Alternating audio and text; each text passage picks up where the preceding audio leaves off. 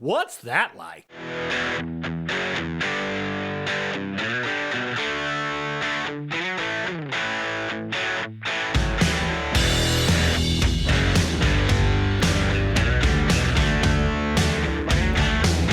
What's going on, people? Hey, it's another edition of the What's That Like podcast, and I'm your host, John Knowles. So, hey, glad to be back. Week delay getting this episode out. You know, I try to hit an episode every 2 weeks, and this is coming up on 3 since our last episode with David Marler, the author of Triangular UFOs, An Estimate of the Situation. That was an awesome episode, if I must say so myself. A lot of good feedback. A lot of you, after we went through the events of January 5th, 2000, actually said you saw it yourself. You commented on the Facebook page. That was awesome.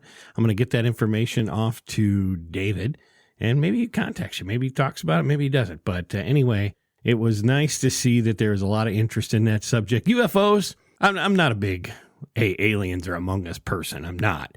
I do believe there's some things out there we haven't seen. What they are, I don't know. That's why I wanted to have a talk with David. And it's really good to see that there's so many of you out there that kind of are open-minded. I don't want to say you're believers in aliens and things like that, but you're open-minded that there's something else out there, either from another time, space, dimension, something, and they're flying around and we just don't know what they are. So it was a great podcast with David. I thank him for doing that. There was a winner. As you know, I've been doing trivia contests the last couple of episodes, and the last trivia question we did was to name the place where we do the Queen of Hearts every week. The answer, of course, was Turner Hall. And I want to congratulate Molly Drew. Molly Drew, you are the winner of David's book. I will, of course, send that out to you soon. I've already contacted you on Facebook and got your information, so it's on your way. And we'll do another trivia question at the end of this podcast. It'll be in the closing comments, so you got to get to the end to get to be part of the question, and that's how it'll work. This week's guest is, it's another author. I don't know why. We've got 3 authors on in a row. It's just the way it worked out. This fella, Tom Corner, he's an old friend of mine. It's going to be referenced a lot in the interview itself. I've known Tom for about 10 years, and we were work colleagues. He worked at one company, I worked at another, and our companies worked together, and that's how we were friends. And spend time together, you go to dinner, stuff like that, and then you think you know someone, and then as time goes by, I really got to know Tom. I read his book. He's been writing a couple books. He's done some children's books. He just wrote his own memoir titled Borrowed Eyes and Feet, and it's really his journey through his a year of enlightenment and coming out of some anger issues he used to have as a kid, and he goes through all that. And man, it's just a great story. I mean, to think about how many of you out there are searching for something a little bit more in life, not even huge dreams, but small dreams. And the way Tom just was able to come through that and make his dreams come true, and it's a good message. I think you're going to enjoy it a lot. He's gone through a lot in his life, and he's come through stronger and better than ever. And I just love that guy. I mean, he's somebody that I talk to at least on a monthly basis. We just call up and have a chat and talk about things. And, you know, he's writing his books. I'm doing this podcast. We kind of pump each other up. You hear a little bit about that in the interview as well. And just an overall great guy. Also, want to thank and give a shout out to Spin to Win. Spin to Win has been a sponsor of the live Facebook show that we've done from Turner Hall each and every week for the last year. The Queen of Hearts drawing is on pause. Turner Hall paused it this last week in October, and they're going to pick it up again in March with the drawing. It'll be somewhere in the $60,000 range when they pick it back up again. It's about halfway through. I think there's 26, 27 cards off the board. But I want to thank Spin to Win for helping me bring that to you each and every week, and we've certainly had a fun doing that. It'll be back in March. Hopefully we're back in March with it. We'll let you know sometime in February, but that'll be great as well. And I want to thank some new sponsors that have come on board the What's That Like podcast for the podcast itself. And that's Dexco Home Renovations. Gabe Dexheimer, great friend of mine. You know him from the Queen of Hearts show. Every Friday night at Turner Hall. Gabe's got Dexco Home Renovations. Want to thank them for coming on board. And then also U-Belt's Bakery in Litchfield. If you're from Central Illinois, you grew up with U-Belts. They were the donut that you had to have. I remember I grew up in Staunton, and there was a corner bakery, and it was just such a treat to always go there. And they were in Mount Olive and Gillespie and Litchfield and all over. And they've got the one store left in Litchfield. They do catering, all kinds of things. I'm so happy to have U-Belt's on board with the show as well, and look forward to some ads that they're going to be running a little bit later in the show. But again, sorry for the delay getting this show out. It was about 3 weeks instead of the normal 2. It's just been crazy for me personally. I in my day job, I travel a lot, and I think in the last month I've been to Boston, Chicago, Dallas, Richmond, Williamsburg, Phoenix, Memphis, Charlotte, Peoria. I've been everywhere. It's kind of like that. It's kind of like that Johnny Cash song, you know, like kind of goes like this. I've been everywhere, man. I've been everywhere, man. Crossed the deserts bare, man. Breathe that mountain air, man. Traveled, I've had my share, man. I've been everywhere. I've been everywhere.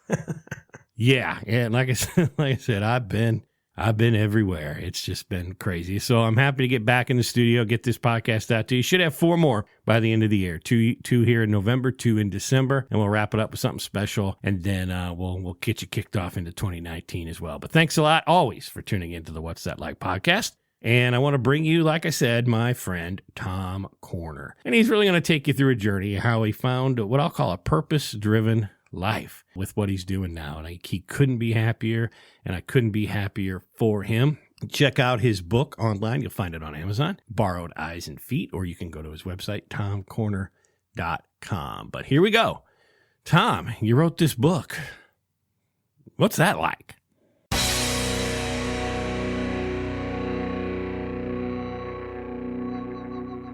Tom Corner, how you doing, buddy? I'm great, John. Good to be here. It is good to have you on. For everyone out there listening, you know, really what the show has been about over the last year and a half or so, it's called What's That Like? You know that. You downloaded it, so and you've probably listened to it before. But really, you know, I try to bring the most interesting people, places, and events. And I say in Central Illinois, but sometimes beyond. And today is one of those beyond times. I'm bringing you a friend of mine, and it's Tom Corner. And Tom and I'll just tell you, we go back about a decade. We were work colleagues. We didn't work at the same company, but our companies worked together. And he and I have been friends for about the last 10 years. And it's been really one of the most pleasurable experiences of my life to get to know. I'm embarrassing you, I'm sure, Tom, as I talk about this stuff. But it's been one of the most pleasurable experiences I've had professionally over the last 10 years. You are, to kind of work with you. And I should. You're a great guy. How you been? How's things going? I'm good, man. It's great to be here. Great to be on your show. Thank you for the intro. Yeah, life's good, my friend. Life is good.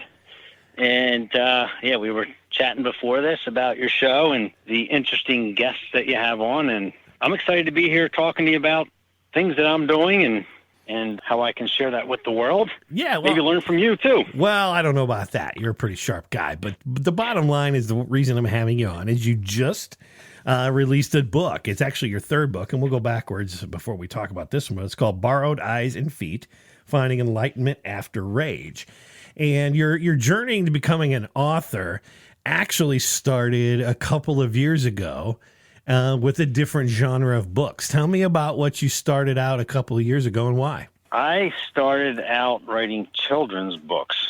I wrote 3 children's books and then a memoir about my wife and her triumph over stage 4 cancer, and then the recent one you mentioned, my personal memoir, John. I started publishing children's books because I just didn't. I was trying to find out what the purpose of everything was and what it all meant. I had a hard time growing up dealing with anger, way too much self-doubt, and I wanted to write books to help my kids find happiness far sooner in life than I did. Mm-hmm.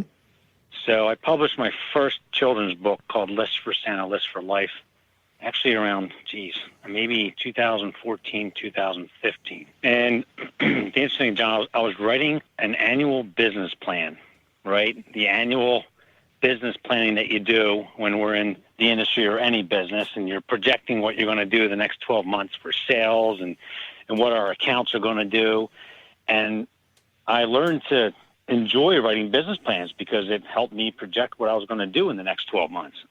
But at the same time, John, it was very, very annoying. Visualize this. You spend a lot of time in figuring out what you're going to do sales-wise, and who you're going to do with your clients, how much business. And then you look at it, it's a great work of art, and then it goes in the desk drawer for 12 months. And you don't look at it again until 12 months later, and you say, did you do it or hey, not? John, how'd your business plan go? And you're like, well, I kind of stunk at a lot of it, but I did hit some of my goals. So to me, it was the mental thing. It was like, that's the visual. Business planning doesn't work if that's what you do. You write the plan, you say, all right, and then you look at it 12 months later to plan for the next year. And I related it to setting goals in life because I was afraid to write down what I wanted. Yeah. Because if it's in a Sharpie, John, you can't erase a Sharpie.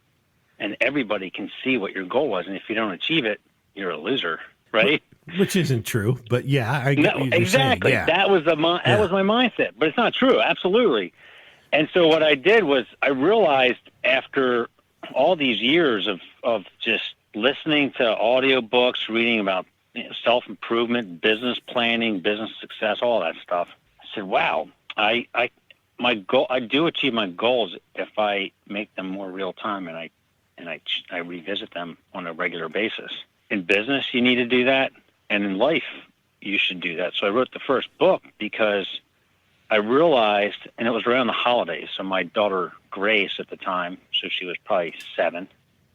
She, think about your kids when they're that age. And she comes home from school, it's around the holidays, and the first thing she wants to look at, John, is her Christmas list. Yeah. She runs in the house, throws her stuff down. She's like, where's my list? I have a new gift I want to put on it.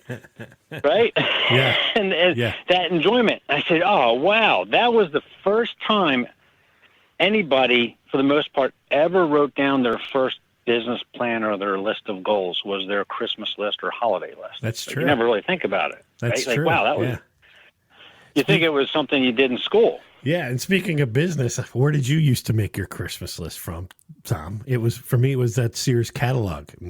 Oh my gosh! And think about that, wow. Sears, no more. I mean, holy cow! Yeah. Wow, we're dating ourselves. They needed a better business plan. Go on. Yes, and Toys R Us. Yeah, exactly. Yeah, they needed a good business plan too, but that was it. And I said, "Oh man, all right, I'm going to write a story, a children's book. It's really a book for adults, but at the time, all right, well, I'll do a children-themed book because I don't really know what to write as far as filling hundreds of pages, and in business and in going out, and you know this, seeing people speak, a lot of times they just talk and they talk. It's the same thing over and again. And I got to a point where I wanted it to be brief and concise and to the point. Mm-hmm. So I wrote this book, illustrated, and it's about this girl, Kylie, and she writes her list. And she writes in her list what she wants for herself, but also other people. So it's kind of teaching kids, all right, you think about what you want, but what your parents want, what your teachers want, and then boom, Christmas comes, or the holiday celebration comes, and the gifts arrive. But then she doesn't stop there. She creates this list for life. She continues her list of, all right, well, what do I want for my birthday? What do I want to happen in the summer? For me, it actually worked because I wanted to write a book. Mm-hmm. And when I was interviewed in WFMZ in Pennsylvania after I wrote that first book, that was it. I didn't know what I wanted to write, John, and the idea came to me, and I knew it was something that I could talk about that was legitimate, and I learned myself, and so I went and I decided to publish the book, which is a whole nother fascinating experience in itself, in publishing a book for the first time and not knowing how the process works or what to do. Yeah, give me a couple minutes of that. What is it like to just decide you're going to publish a book? What do you got to do? Well, the great thing is I'd like to think I was in training by being in a financial services business where we met, and going out and speaking and wholesaling prior to that, and being able to go out and present myself and market myself.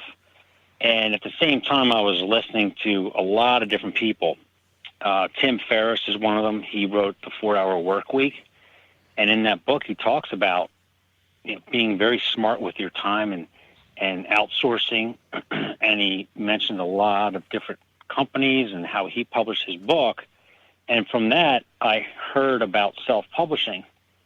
And so I just did my own research, and the first two books I published through a company called Lulu Publishing. So the interesting thing is, you'll find out if you self-publish, John, most of these publishers are in the state of Indiana. I do not know why. And Balboa Press, who I published my last 3 books through, are in Indiana. So it's interesting to find that in the publishing world, they are located in a similar area, and then they have shared services.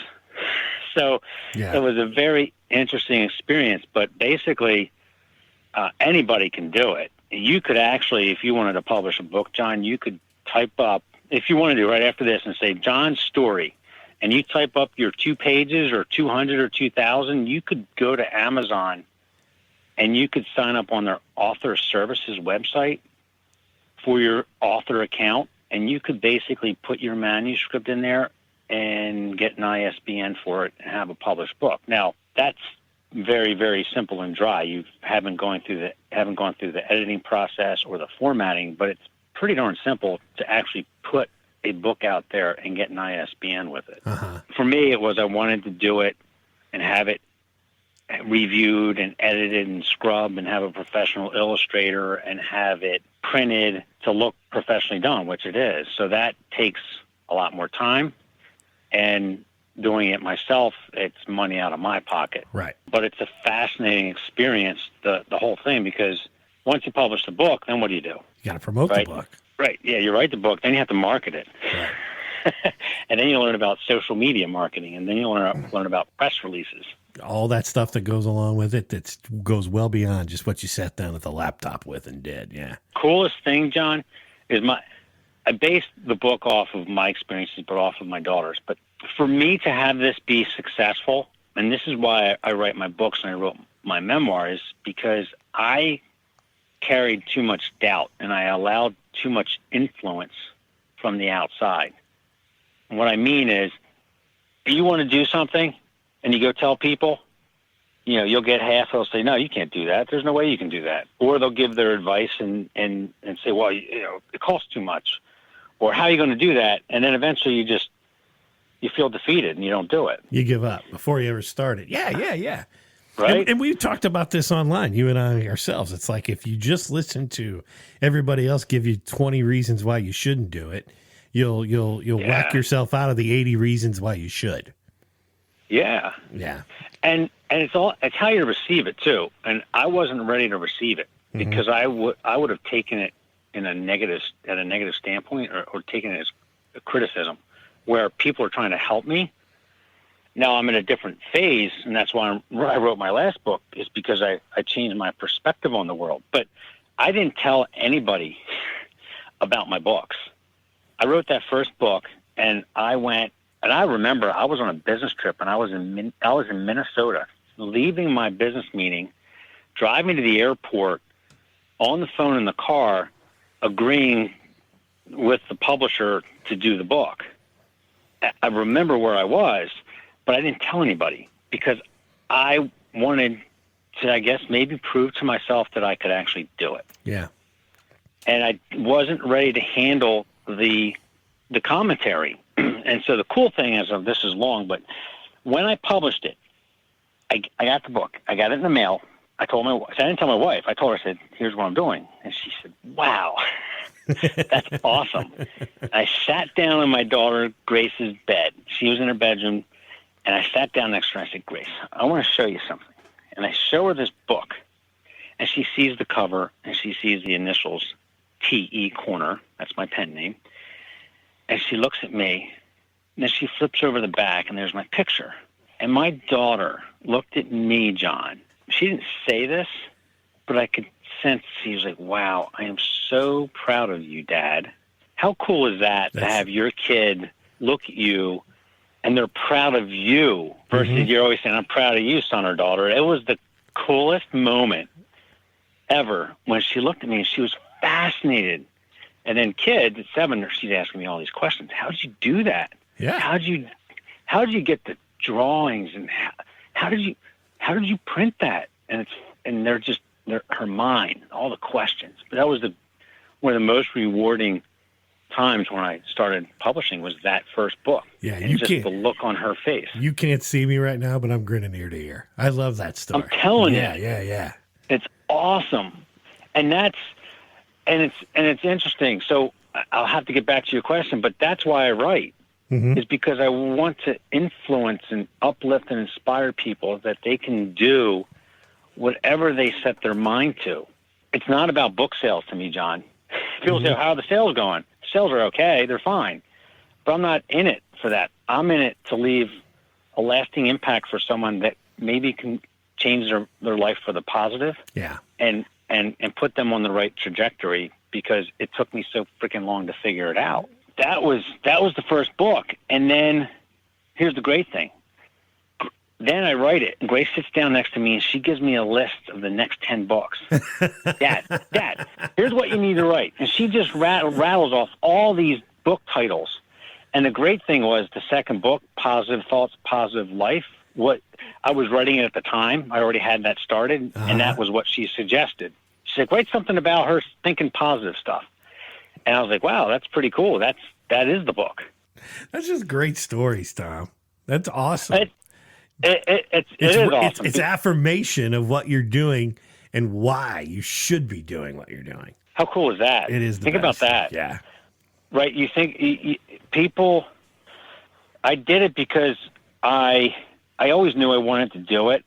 I was afraid, and I had to figure out a way to overcome my doubt and my fears. And I had to do it myself, because I wasn't ready, again, to handle the commentary from the outside world. And I did it. Yeah. And then I did my second book, and I survived. Like, I wasn't, thrown to the wall. I was like, what are you doing? You can't do that. As we were talking before the call, like that, for me, like mentally, I had to kind of build myself up that I could do it, which sounds crazy. That's the fun thing. If you visualize, you have people talking about vision boards, you have goal setting, business planning, even just mental talk, and you hear these people talking about it. You hear Tony Robbins talk about it. All these people that are successful, or if you talk to any successful business owner, they somehow visualize or write their goals down and they meditate.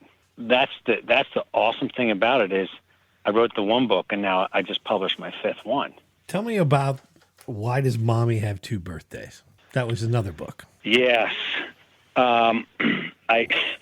That book is, I wrote that book because my wife was diagnosed with stage 4 non-Hodgkin lymphoma when we lived in Arizona back in, December of 2003. And we were in our early 30s, married, no kids, just life was awesome. And we did whatever we wanted for the most part. And then she basically, she had a hard time breathing. And, when you're in your 20s or 30s, you don't want to waste your time going to the doctor. It's a waste of time, right? I don't have time. I'm not going to schedule an appointment for the doctor to tell me to take an aspirin and go home. And I urged her to go to see the doctor. And so this was December 12th of 2003. And before we knew it, she was in for an x-ray and then blood test and then a CAT scan, found out that she had a 12-centimeter mass in her chest, and she was stage 4 non-Hodgkin lymphoma. First of all, I had no idea what lymphoma was, right? Who knows what lymphoma is unless you know someone who's had it? Exactly. We didn't know it was cancer. So that's what happened, and I wrote it, John. I didn't know at the time. I wrote it actually for myself. I wanted to honor my wife and what she did, and this is where I told you I'm going to have a hard time not getting emotional, but she triumphed over it, and it happened, and we became experts on cancer in a matter of a week. And we went from doctor to doctor, and they said, no, you can't. There's nothing we can do. There's nothing you can do. Can't help you. There's no treatment that I can do for you. It'll come back. All these things that were, there were no options. Every doctor we went to, and we called them all. We had appointments with all of them. MD Anderson, all of the big oncology medical establishments in the United States. And they all were saying there's nothing we can do.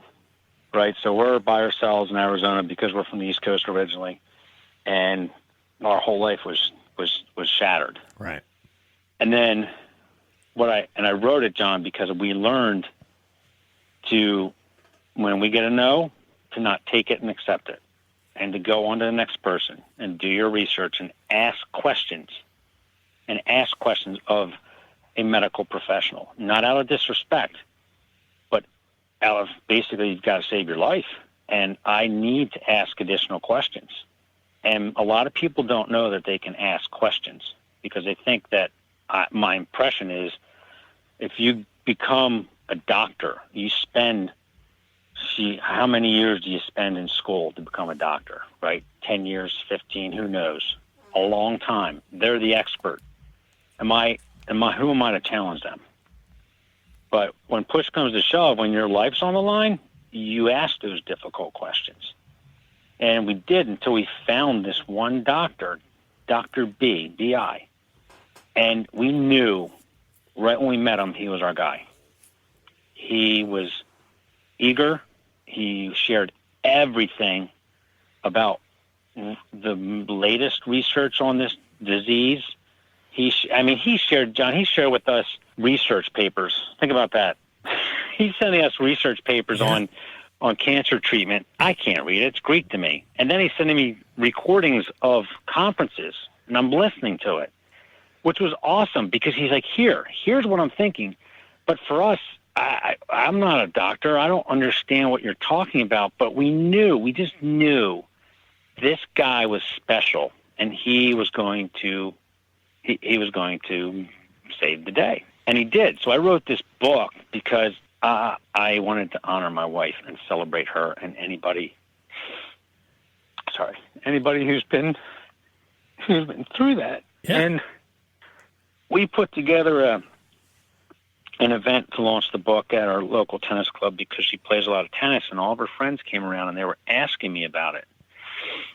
And they're like, wow, how'd you write that? It seems so emotional. And I remember I would write in the local coffee shop and I'd be in tears. I'd put my baseball cap over my eyes and I'm just sobbing, John, while I'm in the coffee shop writing this book. But when I did it, I realized that it was for me. I needed to get past my fear and accept it. My wife was fine with it. She's the one who's like, I'm good.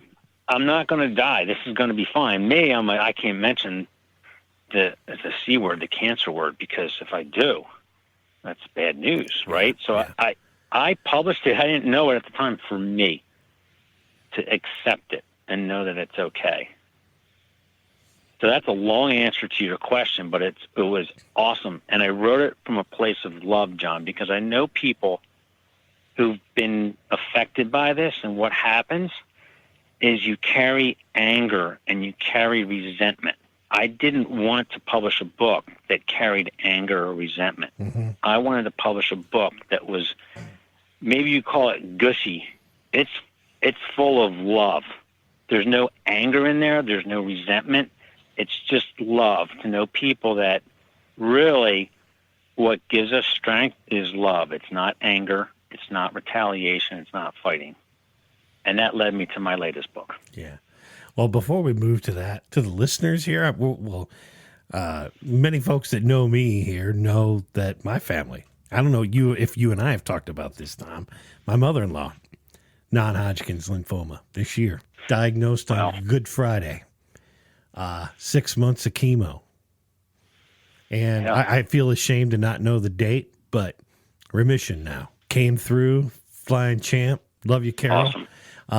But I knew this story, because I've known you, but I didn't know what, and I didn't know the depth of it. But so all I can do is say, thank you, Tom. Thank you for doing what you do. Thank you for having that strength and helping others, because certainly my family has gone through that this year with my mother-in-law, Carol. That's Good. awesome. Yeah. Good. Yeah. Good. That's, wow. Now you got me going. I'm all misty now. Yeah, that's all right.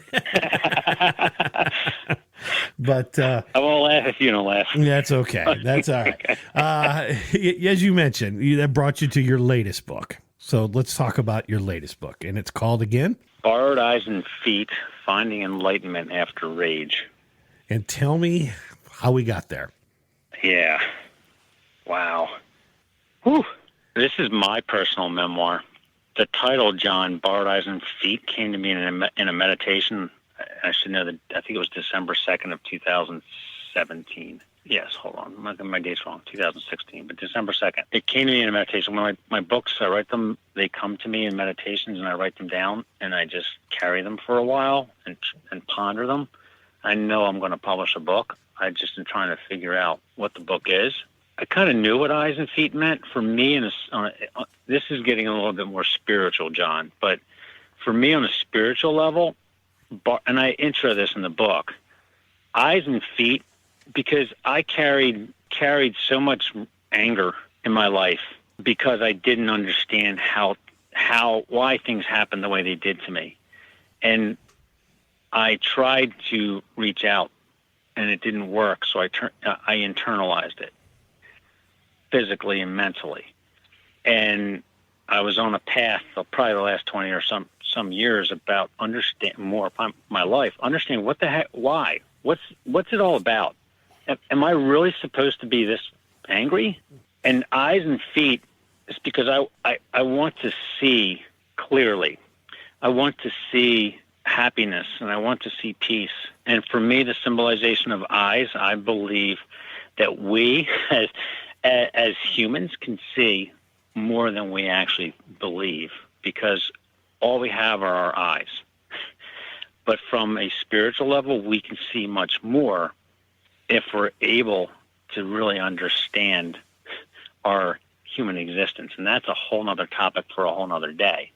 And I believe you can see a lot more than what our physical eyes allow us to do. And the feet part is, I don't need feet to travel energetically and spiritually. That part, some people will say, wow, that doesn't make sense to me, or I get it. I totally get it. But I open it, John, and I talk about the symbolization of eyes and feet for the reader to interpret the meaning. And I also needed to move forward in my life, past my anger, past my fears, and I needed to be able to see the world differently. Because for 40-some years, John, I didn't see it the right way. I saw it behind fear and anger, and I missed a lot of it because I wasn't able to enjoy it. The subtitle's Finding Enlightenment After Rage, because I did. I knew the book captures my 47th year. My, I guess, subtitle of the book, John, is my year of enlightenment. For some reason, I knew this year was important for me. And prior to that, I've been working with a life coach who's really helped understand, why do I see the world the way I do? Why do I carry a lot of resentment? Leading up to it, I was working with her. I really started meditating on a daily basis. I do it every day. I do it nonstop throughout the day, whether it's affirmations, and I changed how I thought about the world and thought about myself. And there's something else there that played a big part of it. I immersed myself in something called A Course in Miracles, which just talks about energy and alignment and understanding what it's all about. I'll try to leave it there, short there. But so the title came about in a meditation, and it carries a lot of meaning, and I still ponder the meaning to this day. And I already had it written because I write notes down every day, John, when I meditate, and the things that come to me, or my calls with my coach. So I had everything pretty much scripted. And I went back and collected my notes, and what I did was in really chronological order through that year, I talked about what happened in that year, but I reflected back on my life. And I realized that, wow, I'm the person I am today, or I'm not the person that I want to be. I realized that I didn't do a lot of the things I wanted to do because of fear, because of my false belief or lack of belief in myself, right? And you think about anybody. Why don't you do this or why don't you do that? Well, because I can't or because so-and-so told me I can't, or my parents said I couldn't, or my teacher said I couldn't, or my coach said I couldn't. You carry that because they say you couldn't. And like I said, I published my first book, John, and I didn't tell anybody because I wasn't ready to hear the couldn'ts and the shouldn'ts and the won'ts and the don'ts, and I wouldn't have done it, right? Well, I know. So, I knew you through that whole time. I don't think I knew you wrote books until maybe 16 months ago. It was you approached me at a conference, and I'm walking down to go set up my booth, and you're walking towards me, and I wanted to talk to you about business, and you said, whoa, wait a second, Tom. We're not talking business today. I want to talk to you about your books. That's right. And you didn't tell me about it? That's and I right. said, yeah. That's I remember it. That. Yes. I didn't remember that, but you bring that up. That's exactly how it happened. That's it. Oh, yeah. Yep, I was trying to remember how I found out when you were talking about you didn't tell anyone. That's it. I saw it online. And then I came to you and I said, well, yeah, nothing else matters to me at this moment besides talking about this. Yes. That was awesome. I remember that. That was awesome. That's my inquisitive nature of people. That's why I do this show. Yes. Hey, this is Mike Belovich with Remax Alliance. If you're looking to sell your home, before you make a decision, we need to talk today. I get homes sold. I will get you results. I think outside of the box. Even if your house is for sale by owner right now and you just have some questions on, hey, Mike, how can I make this work? Call or text me today, 618-292-0293. I am full-time. I work 7 days a week, and I will help you get your house sold. You know, they really can't see how handsome I am, though. You know you're busy this holiday season, and it's tough to prepare all you need to, so let U-Belts Bakery in Litchfield help. U-Belts Catering can provide complete Thanksgiving turkey dinners, or all the individual items like the turkey stuffing or potatoes as well. For dessert, they have over a dozen varieties of pies in 3 sizes, all your favorites, pumpkin, apple, peach, pecan, and more. Don't forget they also have your favorite Stollen, sweetbreads, and cookies too. U-Belts has been a Central Illinois institution since 1922, and as you gather your family, let U-Belts help you make it special. Call today at 217-324-5314 or go to ubelts.com. Happy holidays. Geez, where the heck were we? You asked me a question about the title, and I went off on a tangent. But it means it means a lot. Well, you were talking about your year, and you got to the point where you didn't tell anyone because you didn't want anyone to tell you no. You didn't want the negative energy. Yeah. You didn't want reasons to not do it, and you had to fight your way through that. And that's the theme that kind of runs throughout here, is that there is answers on the other side. You have to see past it yourself, right? Yeah, and that's what's awesome about it, John, is because we could do so much more in our life. And we don't have to. Like, for people that want to and say, man, why the heck isn't it working? This stinks. Why am I not doing X, Y, or Z? You can do it, but it's a mindset. And it's funny, I'm all over the place here.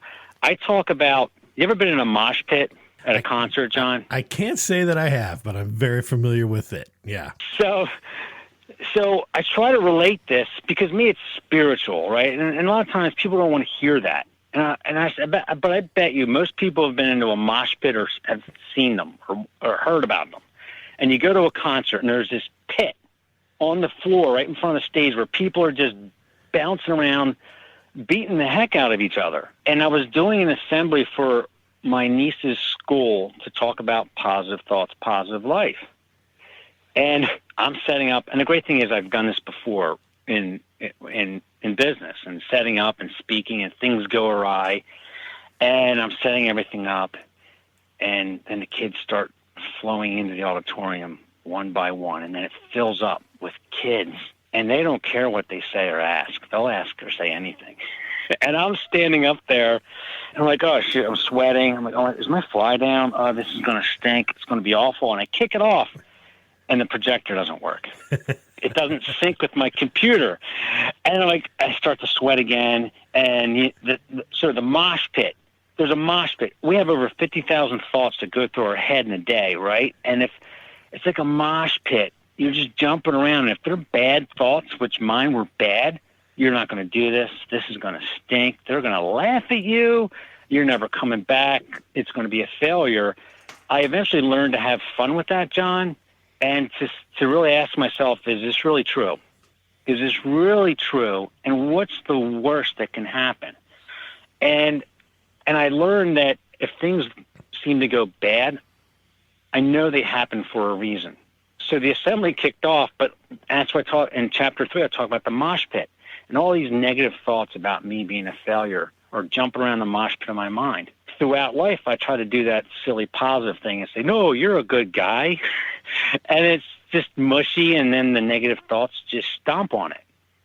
And it doesn't work, which most people do, and then they just go about their life and thinking it stinks. But through what I call deliberate practice, John, and meditation and a coach, all this great stuff, now it's fun because I kind of look at the fears and laugh at them because I ask them, like, all right, is this really true? Am I really going to fail? And what's the worst that can happen? And I know that I'm going to be okay. But if you're not aware of those 50, 60, 70,000 thoughts and they're all self-defeating, then things probably will look pretty crappy to you or not work out the way you want. And so it's been a fascinating study on myself and how people can achieve everything they want. Now, you could ask, well, why haven't I done more? Because I'm still trying to figure it out. But I'm in the middle of it right now, John. I mean, I've been in the middle of this for the last 6 months, and it's been fascinating of taking, chances or doing things that most people would advise against, not in a bad way or an unhealthy way, but just trying, wanting to find my fulfillment and my happiness, because I need to understand what the point is. And the great thing is, if I can help somebody else understand why they feel the way they feel, or understand that, you know what, we really do live, we can experience heaven on earth. Like, every day can be awesome if you allow it. But you've got so much noise. Turn the TV on. Noise. You watch the TV, you're not going to leave the house. Right? So, right. So I learned to pay attention to my thoughts. Going back to borrowed eyes and feet, I go through like my thoughts, how I perceive things in my life. I relate it back to, a lot of it has to do with my parents' divorce. And I carried a lot of resentment towards my parents and my step-parents. And I don't anymore because I didn't understand. I didn't understand. As a 6-year-old kid, your parents get divorced. In my eyes, the only stability that you have as a child, any foundation of safety and security, comes from your parents.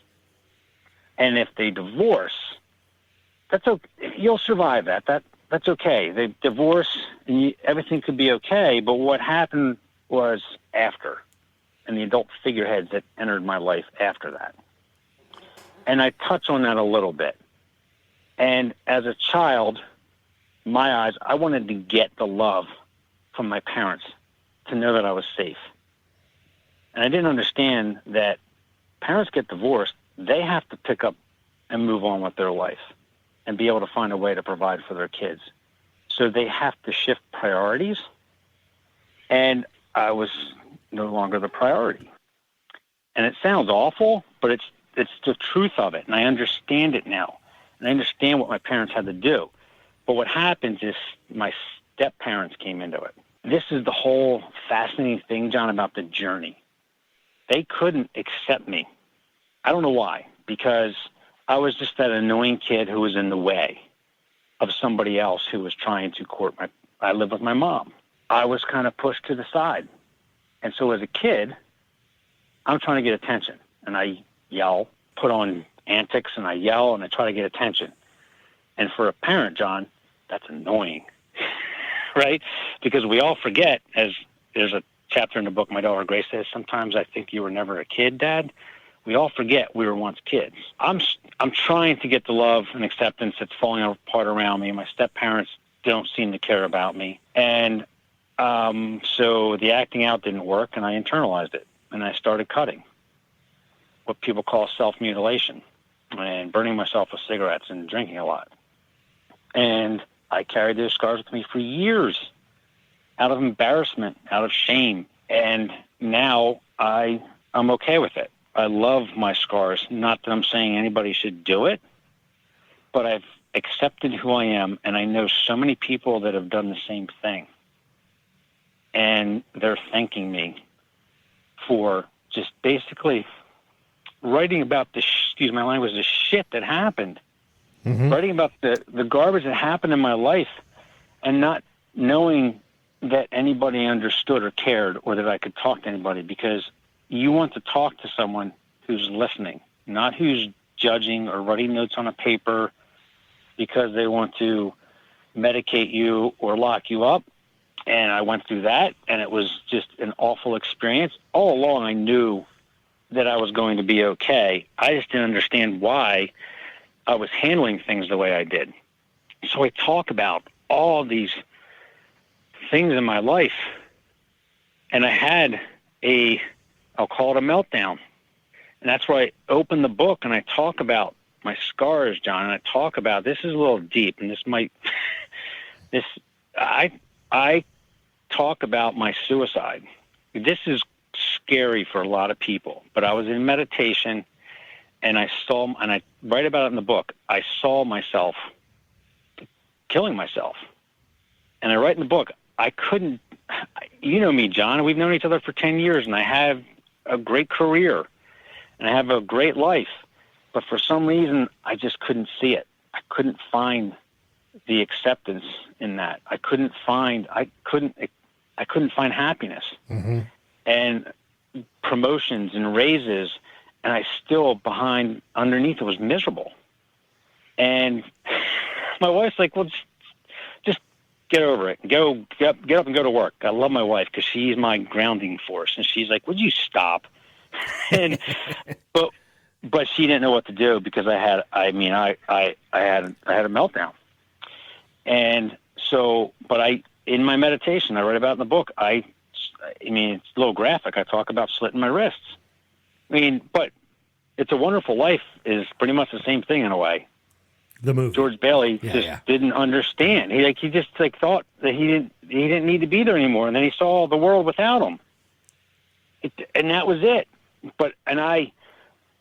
And so that was my year of enlightenment. And so I look back on the different things that I reacted to, John, and the people, and why I felt a certain way. And it had to do, I believe, with my parents' divorce, and I thought that I was abandoned, and I thought that they didn't love me.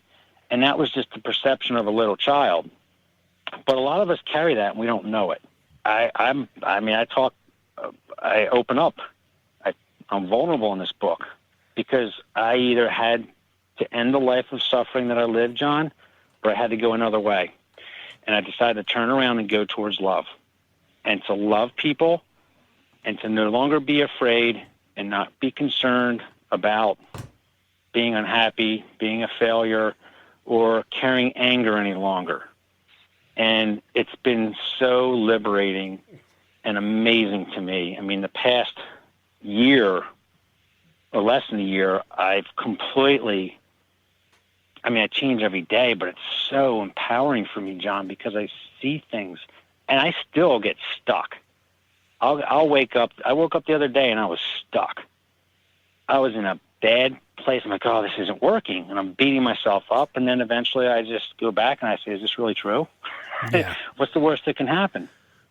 And it's really, human beings, our minds were really insane if you look at the thoughts and our ego and our subconscious.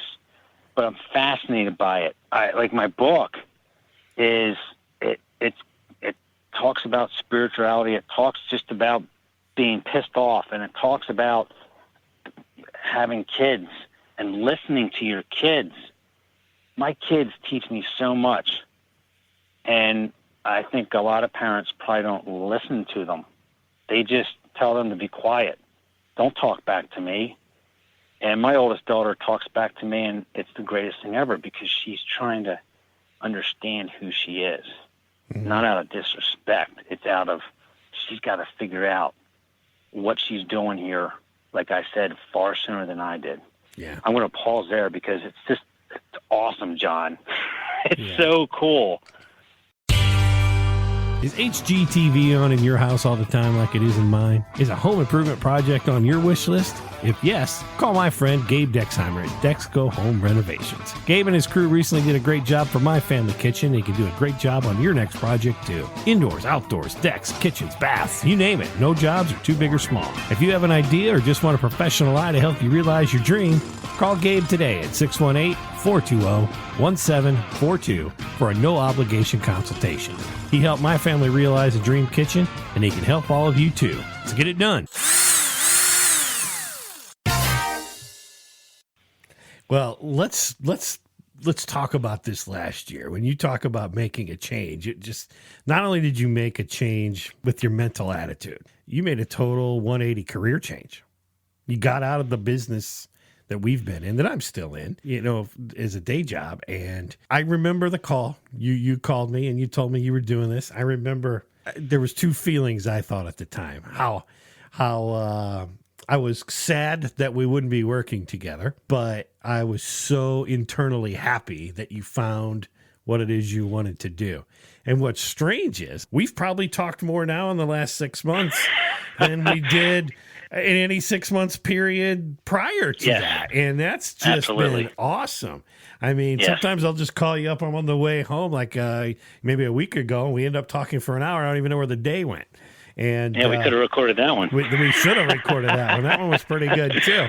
But essentially, tell the folks how you really decided. Now, there's two parts of this. You had to mentally make it, and then obviously, you had to make a life change because you gave up a career to kind of accept another one, and talk about those challenges as well. Wow. And that's what I mean. The last 6 months or so have been really very cleansing for me mentally. But I resigned from my position in May, and I think it was May 9th. The interesting thing was my last official day was May 18th, and May 18th was the day. Let me just make sure. I had to look on my computer here. I love music, and I love Soundgarden, Pearl Jam, Godsmack. But Chris Cornell, lead singer of Soundgarden and Temple of the Dog, died on May 18th. He killed himself. Right. 2017. That was the last day of work, my official last day. And I remember talking to a colleague because we would talk about Chris Cornell. I said, May 18th is my last day. And I said, it's not an ending, it's just a beginning. And although our hero, Chris Cornell, ended his life on May 18th, this is a new beginning. Just a sidebar there. But it was May 18th. When I had my meltdown, as I said, John, I mentally had to prepare myself for this over the next year and a half. Mm-hmm. Because a year and a half prior, my wife wasn't ready for it. And she really wasn't. I mean, really, who's ready for something like that? Nobody is. It's really difficult, because what I did, John, was what everybody would say not to do. Everybody. No, don't do it. And I did it because I knew I could. And I did it, John, because I wanted people to know that I talked to other colleagues or people in the business that I would talk to, and they would express their frustration, or they wanted something more and they said they couldn't. They can't do it because of X, Y, and Z.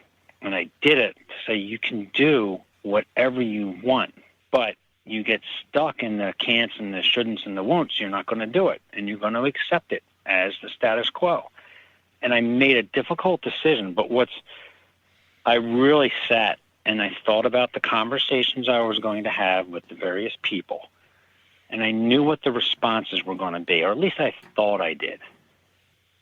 And actually, all the responses were exactly the same way that I envisioned them to be, which wasn't a surprise to me. Most people it would be. But I mentally prepared, and I went through the questions that were going to be asked, or the anger. If I had any doubt, this is awful, but if I had any doubt about what I did after I indicated I was resigning, actually confirmed more that my decision was the right thing. My decision and those responses confirmed that I did the right thing for myself. Yeah. The great thing is I visualized it and how it was going to happen, and how people would say, well, you can't do this because you just can't leave a job. Can't do it. Because It's not possible. Because people don't do that. Right. Yes. And Society says you shouldn't. Exactly. Yeah. And it's not. And it's about fear, John. I mean, we don't do things because of fear. So if you're afraid, you're not going to do anything. If I'm afraid that I don't have health benefits because I have to have health benefits, well, that's not true. Or maybe there's a way you can get health benefits, which there's always a way. But everybody's like, no, you can't because you have a family and you have to provide. And so people get stuck. And then they wake up one day, John, and maybe they're 49, maybe they're 60, maybe they're 70, and they look back and they say, "Man, why didn't I do it? Why didn't I do it?" Because of fear. It's a matter of just, again, asking yourself, is this really the truth? And what's the worst that can happen? But not sitting there and just waiting for it to happen. Is you still got to go out and do the things to also allow those other things to occur. It was very difficult for me. I had to have very deep conversations with my wife about it, and every now and again it would come up, and we would sit and talk about it. And she's amazing because she loves me and she believes in me, which is just, I can't ask for more than that. That gives you power. That give you. It does, John. You're empowered. Is the way to say it. Yeah. And what's great about it is that I was angry.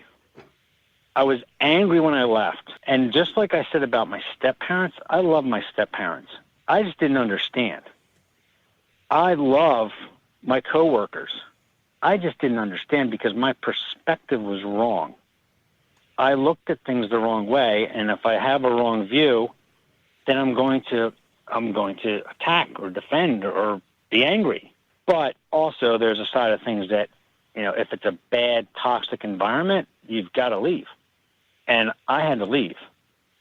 And I've healed physically. I've seen physical things change that have healed since I left. Mentally, I am so different. And I still get stuck in these thoughts of doubt, but the great thing is I can rebound. And then even the greater thing is, John, I'm talking to you. I'm talking to you on your podcast. Like, it's not luck, but how lucky is that? That's like the greatest gift I could ask, is that you asked me to come and speak on your podcast and share with your listeners. Like, this is, like, for me, it's deep. I'm like, oh, I'm so serious. There's nothing serious going on here. But shoot, man, like, how many people aren't doing what they want, or they're living up to the expectations of other people, or because they're afraid of being judged or laughed at? Well, like, it's amazing. Here's what I'm thinking. I don't know how many people will listen to this, but I do know this. There's one. All I need is you. Well, the thing, what I'm saying is there's probably at least one person out there that you're gonna affect in a way, and that made it worth it, right? That's it. That's all I need is one. Yeah. Absolutely, John. That's all I need is one. Yeah. I mean, and so, let's talk about this, because this is why I remember I called you up last week, and it was kind of like, it's time or something. We got to do this. Right. and I had seen an article that you had published through your social media of you're doing book signings. You're on a book tour. You're doing Barnes and Nobles, and you had walked in, or you had started a book tour. And tell me, I don't even want to say the whole story. You tell the story of what happened at one of your latest book signings. Wow, thank you. So I published a blog article called Four Strangers Become One. Coincidence? ? And again, for me, John, a lot of this is spiritual and energy, and we create the things that happen in our life. I have to answer your question here, but my question for the listeners is: do things create thoughts, or do your thoughts create things? That's deep. Most people think that I look at something and I think about it. But think about I'm doing this. You're doing a podcast. I'm doing it on my phone. And I could bank on my cell phone. I could do all this stuff because somebody thought about it. Somebody had a vision. They thought about it, and it became a thing. But you think about things, and all these wonderful things manifest. And so I did a book signing on Friday, and it was amazing. And this was in Pennsylvania, an hour from my home. And I talked to 3 people for about 2 hours. So come Sunday, and this is the article I published, I'm in Fairfax, Virginia. I'm standing, and this is great. I've been training for this, John, because I've been doing conferences, and someone would come up, and I'd have to talk about my end product. So I'm selling myself, and I have my table in Barnes & Noble. And it was fascinating. This older gentleman walks right up to the table, and he says hi to me, and I look at me, and he asks me, I shake my hand, I say, I'm Tom Corner. And he looks at my book, and he grabs it and buys it and leaves. He didn't really ask that much about it. The guy just came in and bought my book and left. I said, man, this is going to be easy, right? Man, I'm good. And then people started flowing into the store, and this young woman walked in. She walked right past me. She had a yellow sweater on, and she's standing at the table actually behind me. And I'm like, all right, okay, this is what I've been training for, just to approach people and talk to them. I'm like, oh, here, what corny line am I going to use? And I said, hey, are you looking for a gift for anybody? She's like, no, I'm just looking.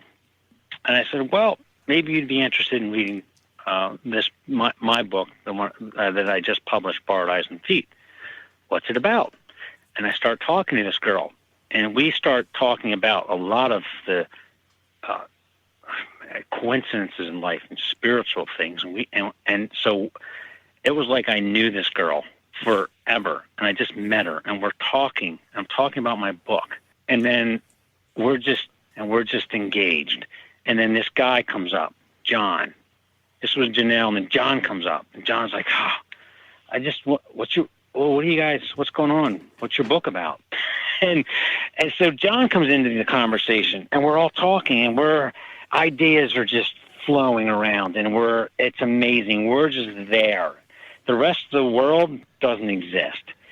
And this guy, John, has in his hands, if you read my book, I close my book because my life coach is like, Tom, you've got to read Eckhart Tolle's book, The Power of Now. Your stories are so similar. Eckhart kind of had, I don't know, maybe he'll tell me I'm not describing it properly, a breakdown. He lived, I think, on a park bench for 2 years. And then he was focusing on his thoughts. And he's kind of like me, like, whoa, man, my thoughts they're not really helping me. And so he had a breakthrough. And Eckhart Tolle is like one of the world's leading spiritual leaders. And so I end my book by talking about going out and getting Eckhart Tolle's book, The Power of Now. So this guy, John, at my table is holding his book. And Janelle points to it, and she goes, does that look familiar? And I said, whoa. And then John picks up my book because we were talking to him about it. And he picks it up, and he's flipping through. He's not sure if he wants it. And he's flipping, and he puts it down on the table, and he picks it up, and he puts it on top of Eckhart Tolle's book. Like, I could not have scripted this any better. I closed my book, John, talking about Eckhart Tolle. And this guy, John, comes in and puts my book on top of his. For me, yeah, coincidence? Well, Dr. Wayne Dyer says things are perfectly aligned.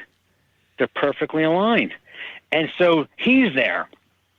And then this other guy comes up, Charles. Hey, sorry to interrupt. I said, no, come on, we've been waiting for you. And Charles comes up, and he's an older gentleman. He's a businessman, and he's just dressed in his Sunday Michigan sweatshirt, and he's like, what's going on here? What's your book about? And I tell him, and he asked me a question. He goes, well, why did you have so much anger, right? And then I'm standing in the middle of Barnes & Noble, John, and I'm crying.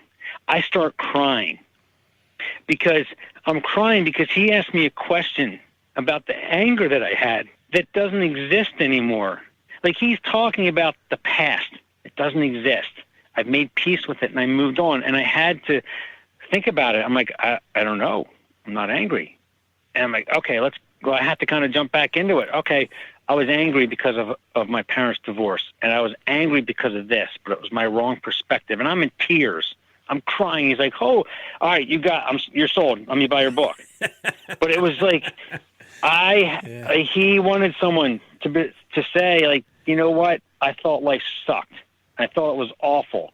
And my perspective was just wrong. I felt abandoned as a kid. I couldn't get the love that I thought I wanted, even though, John, the love was there all along. It never stopped from my parents. I am so fortunate, but I put up the guard, and I shut everybody out, and they're trying to break in and trying to show me their love. And I said, no. And it took me so long to see it. But this guy's, he's like, I'm in tears. He's like, sorry. I said, no, this is great. This is great. And I went to the woman that works at Barnes & Noble. I said, can you take our picture? And that's the picture on my blog post. Yeah. And it was awesome because we're 4 different people. We're from 4 different backgrounds, and we were all one. Yeah. Like, we were so aligned, John. It was the greatest moment. But the great thing is, it happened that Friday before at the Barnes & Noble in Pennsylvania, the same exact thing. And it was awesome. The thing I thought was so good about it is, and it's in your blog post, is I guess it was when the second or the third person walked up and said, what's the book about? They sold it for you. They told. Yes, they he told did. John guy. did. He did. Yeah. Yes. Yeah, he did. Oh, he did. Yeah. He actually was interesting. Another gentleman came up and he had a stack of books in his arm. He's like, "What's going on here? What's this book about?" And I tell him, he's like, "Oh," and I've learned, John, like, this is what's awesome about this is my fear. And you want to do something, and you want everyone to believe, right? Mm-hmm. And you're never going to get everybody to believe.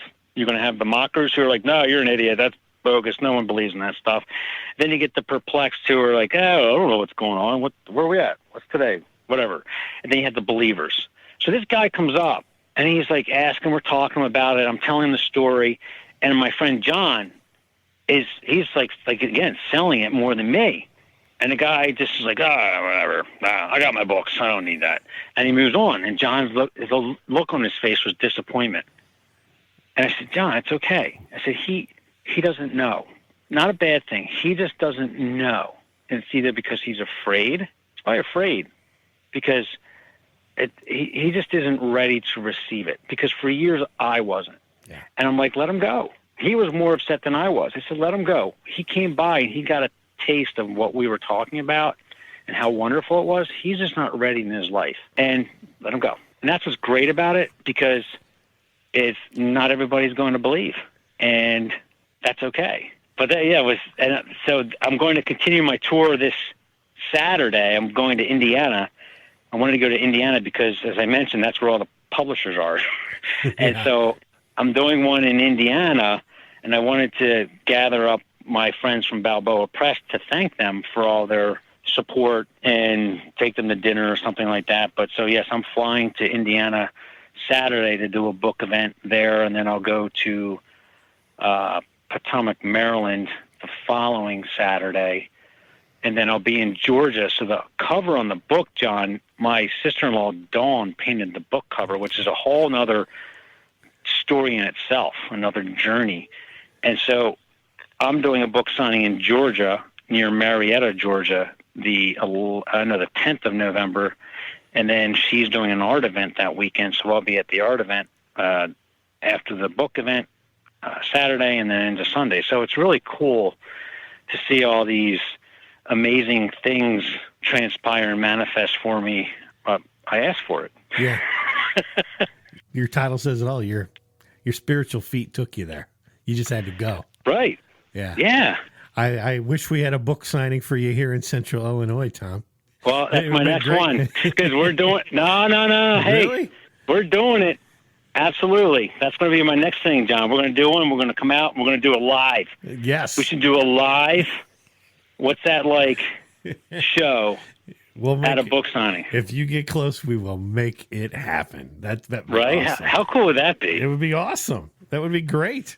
Yes. For all of you out there listening, I hope what you got out of Tom's just story is exactly what I get out of my friendship with him. You and I talk all the time. We generally, I mean, we've gone deeper on this conversation, around some things than you and I have ever gone deeper in your life. A lot of what we do is We just kind of pump each other up. You've had this going. I've had the podcast going. You're asking me questions about how did you do that? I'm asking you questions about how did you get the book stuff going? But it's a lot of the similar story has always been you just decided you had to do it.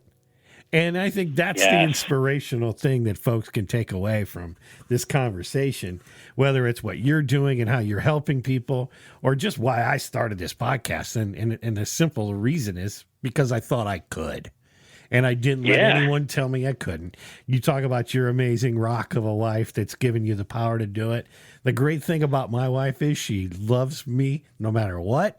And she lets me go off with these harebrained ideas that I have. And trust me, I've had a lot of them over the years. That's awesome. Because I remember the first time I started to even do this podcast, I'm just on Amazon one day ordering microphones. She's like, what are you doing? And I go, I'm going to start a podcast. And she goes, yeah, right. And then I did. And you know what? She just tonight, she's given me some ideas for some new topics to cover and explore and folks to go through. So she's the the unsung hero of why I do what I do. It's because I got a good platform of which to do it from. And who knows where it'll take us? I think, who knows where this is going to take you, but you'd have never even started the journey had you not decided that you really just wanted to. And that's the power. Not to make it sound simple, but to make it sound simple. That was it. You gotta just turn on the positivity and go, I'm going to do this. And what, as you said, I think it's a wonderful statement. What's the worst thing that's going to happen? Yeah. You've already been through the worst thing with your wife's journey. That's the worst things that can happen in life. This careers will change. Situations can change. If you want to believe that you're never going to go anywhere, guess what? You won't. But you got to go off and do something and try and make something out of nothing. And that's what you're doing. That's what I'm trying to do.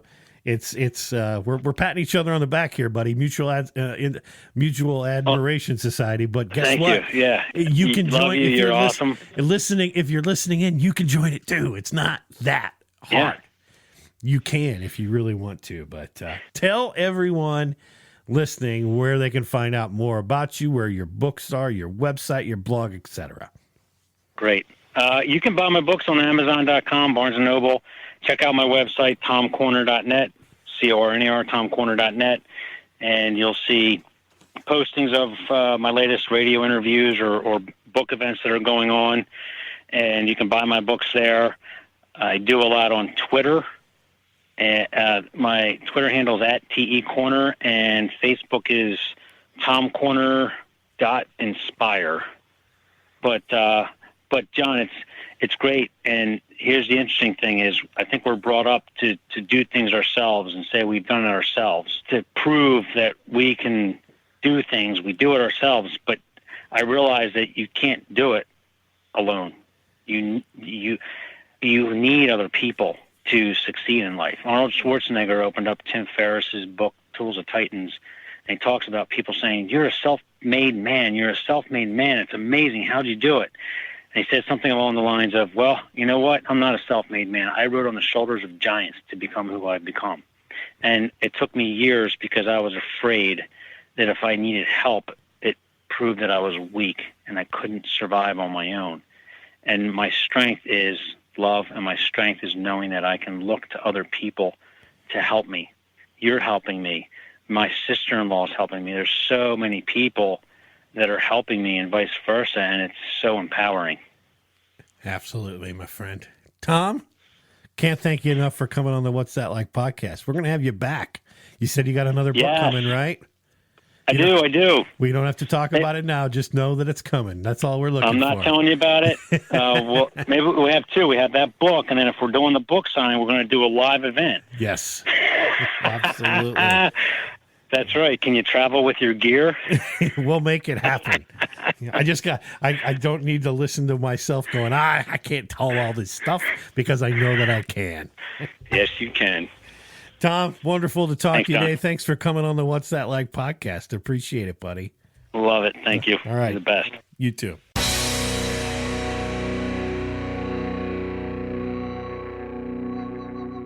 Well, there you have it. Tom Corner. Great story. You can hear it. You can hear the emotion. You can hear all the things that went into that. You can hear the kind of the tears and everything that went into that.